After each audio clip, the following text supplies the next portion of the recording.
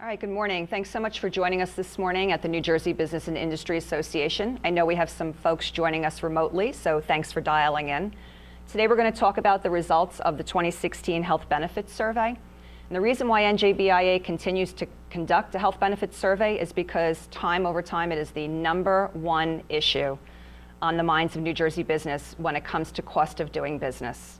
Every day our members tell us that health insurance costs are the #1 cost concern that they have in doing business.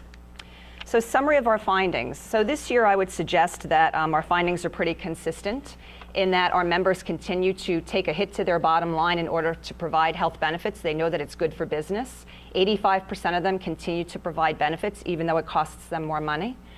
And that has been consistent over time. But I would also suggest that we have some continuing challenges in that the cost continues to escalate in double digits. This year, 10.5%, and disproportionately falls on small business, which of course is of concern to us. That is the majority of our members at NJBIA, and we know that small business drives New Jersey's economy. So ensuring that small business can afford to do business is first and foremost for us.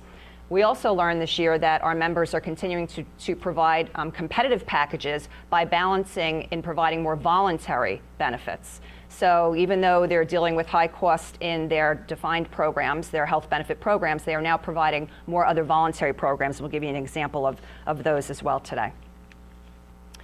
So as we said, 85% of NJBIA members continue to offer health benefits. Let's take a look at why. I mean, we all know why, right? Because offering health benefits is good for business. Overwhelmingly, it keeps business competitive. They know that. They want the competitive edge over their competitors. And we see that 83% want to keep their employees, so employee retention is significant as a reason for providing benefits, but also employee attraction, 58%.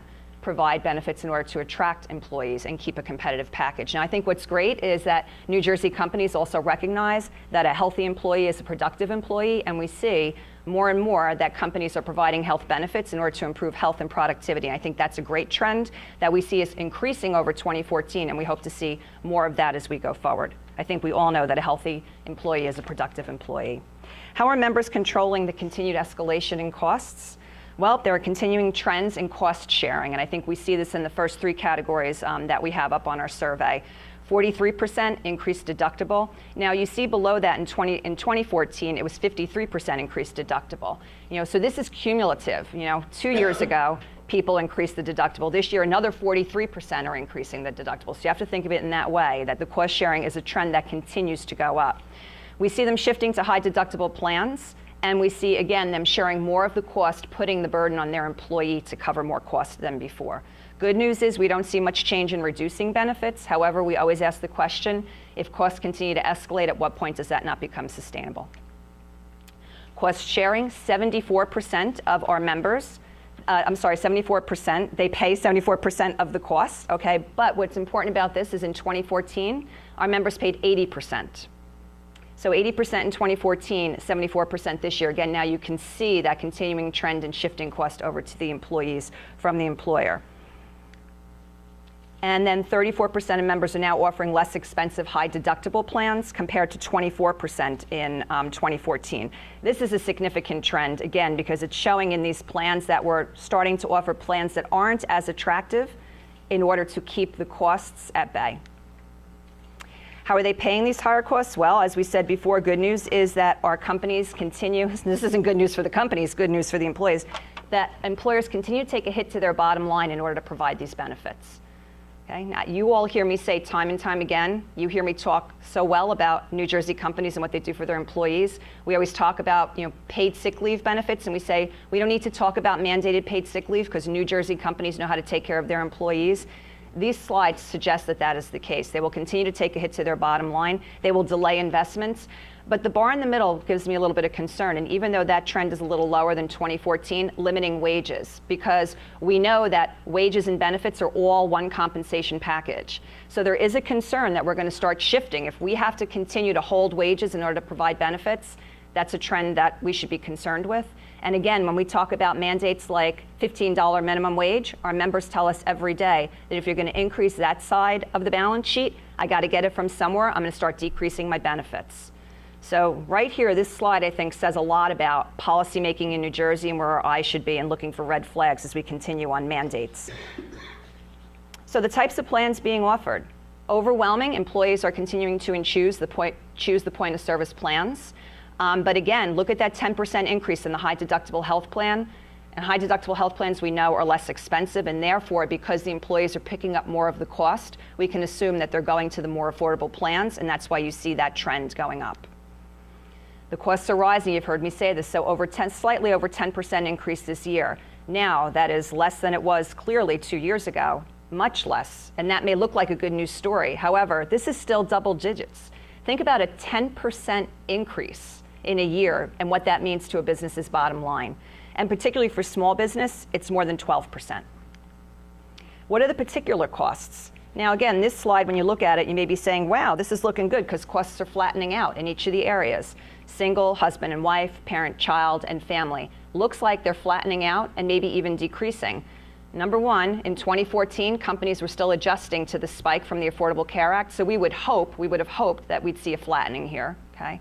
But number two, again, we need to ask ourselves, what type of plans are in here? Are these plans as rich and robust as they were before? Chances are they're costing less because the benefits are probably less as well. Now, we talked about how do we round that out? So if we're gonna have to cut some benefits or we're gonna make the plans a little more expensive on behalf of the employees, but we want to be competitive and we want to be more competitive than those in our industry, a lot of companies are now looking to affordable voluntary benefits. And the costs of these plans aren't very expensive for a company, and they can take advantage of this, and then the comprehensive benefit package is more attractive. And you can see all across the line here, dental coverage, vision benefit, flexible spending account, health savings account. In all these areas, many have almost doubled in terms of companies who are providing these benefits, and these are benefits that employees are asking for time and time again. Wellness programs. Now, wellness programs are a great program to be offered, and as you can see, these numbers look great, that there's a real trend in providing more of this. However, this chart is for companies that have more than 250 employees.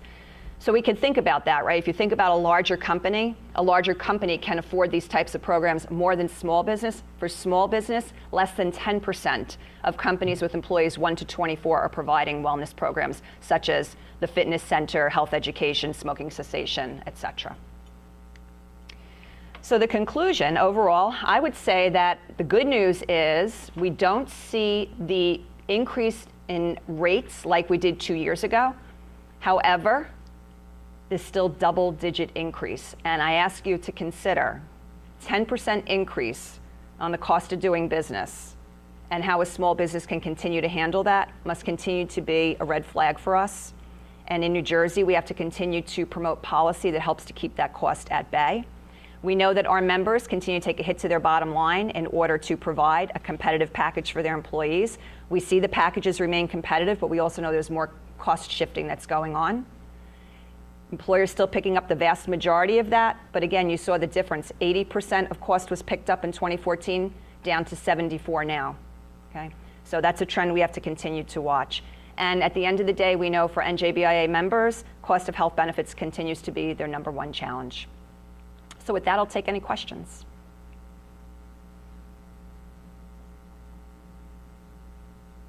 Michelle, is this threatening the ability of some small companies to continue to stay in business?